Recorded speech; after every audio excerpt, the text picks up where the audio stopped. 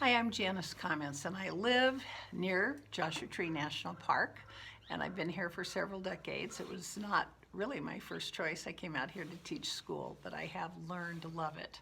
I grew up by the coast, and I have been painting since I was a small child. I was very fortunate. My mother and uncle were both artists, and our home was filled with creative supplies. I learned to paint early with a little box set of watercolors. When I was really young, like 3 or 4, my dad set up a blackboard made from a huge full-size door hung horizontally, covered in blackboard paint. And I could draw in colored chalk people and places and express myself creatively on a huge, to me, surface. And I knew that I could erase it if I wanted and start all over again. I wasn't threatened by that blank piece of white paper. Media.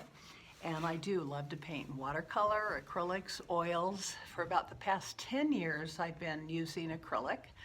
The paint quality has improved a lot, especially since when I was first painting in the 1960s. There are various mediums that you can add to your paint to make it dry more quickly, dry more slow. The color quality has improved a lot and almost matches oil paint. Many people don't know really the difference when they see the painting. And it's very durable, it's non-toxic, which is also a really good quality today. I think a painting is a combination of color, lights and darks, and telling that visual story. I like to have a conversation, a casual conversation with my viewer about the subjects that I'm painting. I brought out some paintings here today, and you can see behind me the large pillar rock is at a campground called Jumbo Rocks in Joshua Tree National Park, and it's a favorite place. This was on a stormy day. The Joshua trees, which I see daily. I've got greenery in our yard, but our home backs up to open land with lots of Joshua trees. And I do paint from photographs occasionally, photos that I have taken, where I did sketches. I was able to do color, a little thumbnail sketch and a small painting to record color and come home and finish it in the studio.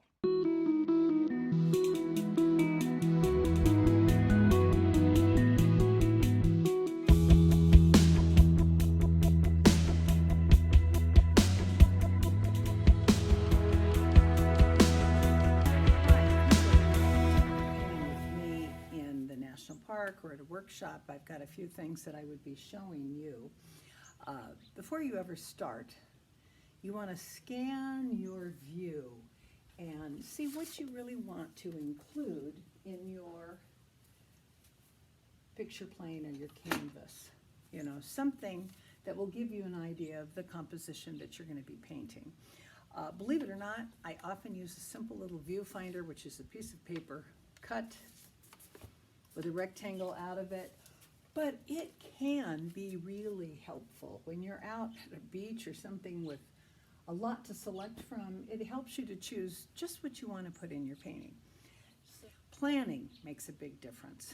If you will do a simple thumbnail sketch, which is something very sketchy, something as simple as this will help you plan a painting.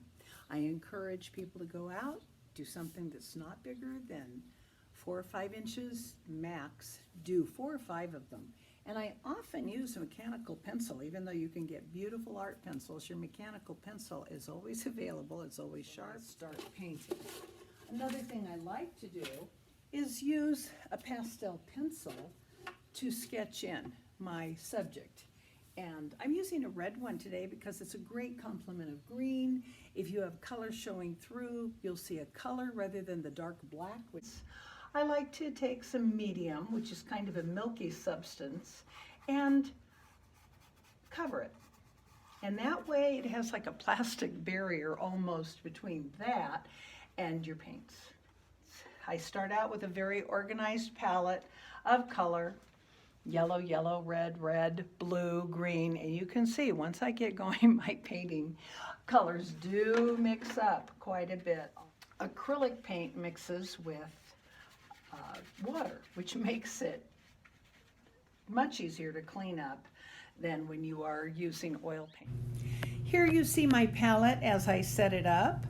I do not use a brown or an earth tone. I tend to make those myself from the paints that you see here.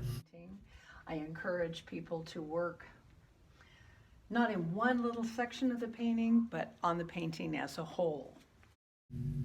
Prior to 220, I was able to travel a couple of times to France, where I really enjoyed travel sketching and painting from my visit to Monet's garden in Giverny.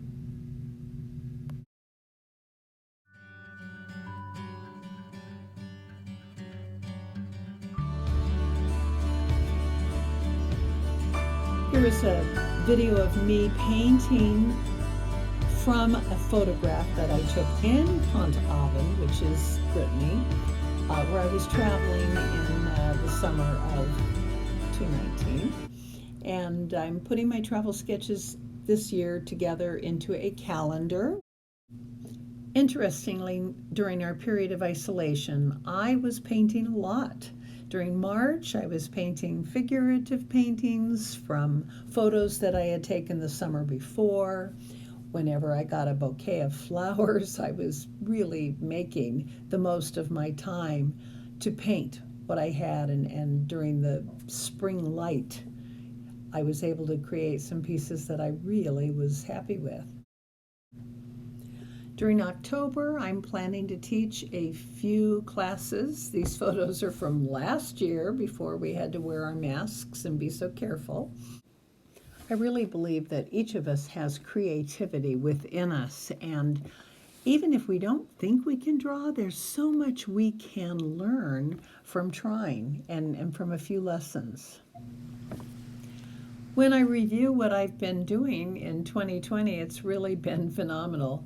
This is painting in my own backyard. I've been very fortunate that I've been in a place where I could paint the outdoors. And I've been able to do a little traveling up to Carmel safely, and I'm so grateful that I had that opportunity.